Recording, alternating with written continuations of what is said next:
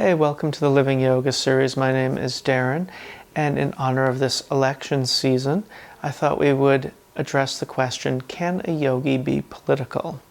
This is not an easy question to discuss because politics tends to aggravate at least half the people around you. So I'm going to do my best to not aggravate anyone, and it's going to be a difficult needle to thread.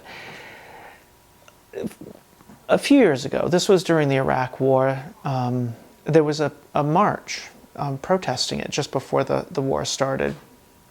And I went with a bunch of friends and we marched down Market Street in San Francisco and into Civic Center. And what I realized as I was marching was that there were sort of two groups of people. There were people who were carrying signs that were filled with anger and hatred, basically effigies of George W. Bush with whom they disagreed. And then there were people who were chanting, praying, singing, just walking down the street. And what I realized was there were two different things happening that day. One was a peace demonstration. People were walking down the street saying, hey, remember this? This is what peace looks like. And the other group were protesting the war. And they were doing it in a way that had overtones of violence. Sometimes there was violence. And it made me think of how would a yogi show up at this event to make their voice heard.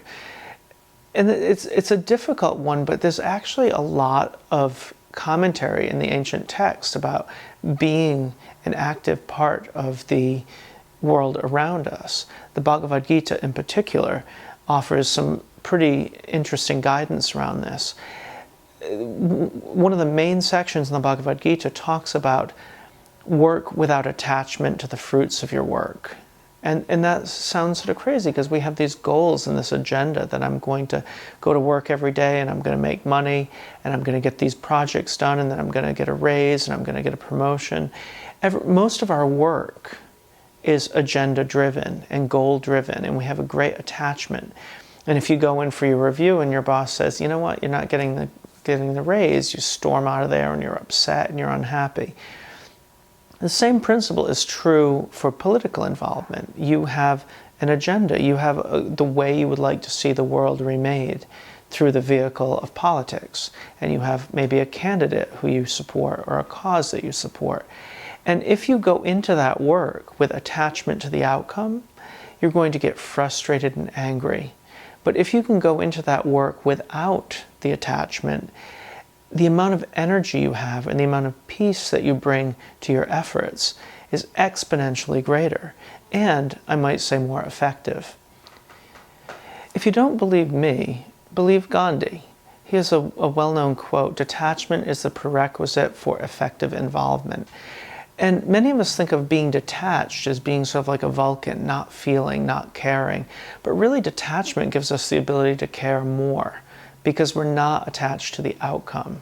We can show up over and over and over again, but when we're detached, we can really be present to our cause. Gandhi freed a country by being detached. He didn't say people shouldn't be involved in this movement. He said be completely involved. But detachment was at the corner of this. And this is what we learn when we practice yoga. We sit and we watch the thoughts come in and out, and we try to decouple ourselves from them. We try not to be attached to them. When we do a yoga pose, obviously we're working really hard, we're trying to go deeper into the pose, but at the same time, it doesn't matter if you touch your toes. You're detached from that goal. You just keep working at it and working at it, and the times when you can truly detach are the times you feel this peace and your body sort of lets go and opens up, and you actually go further than you might otherwise have gone. Well, the same is true in political involvement. If you're attached to the outcome, if you won't be able to get out of bed the day after the election if the candidate you're rooting for doesn't win, then you are attached and it makes you less effective. If you want to be effective, find a way to treat your political activities, your voting, your campaigning, whatever it is you're doing, the same way you treat a yoga pose. And finally, there's another thing that yoga gives us that's incredibly important, and that is patience. You may not touch your toes in your first yoga class. You may not touch your toes in the second or third or after a year. You may never touch your toes. Yoga teaches us to be patient, to keep working and working and working. And taking the long view. Martin Luther King talked about the arc of the universe is long but bends toward justice. This principle is at play here. If we can truly be patient and be more patient through our practice, we aren't going to win everything we want. We're not going to get every election going the way of the candidate we support, or every cause happening the way we'd like. But over time, if you can be patient and persistent and detached, but still show up with all that passion in your heart, you can change the world. So yoga is really a cornerstone for those of us who want to have effective involvement in the political system. And I should also say one last thing.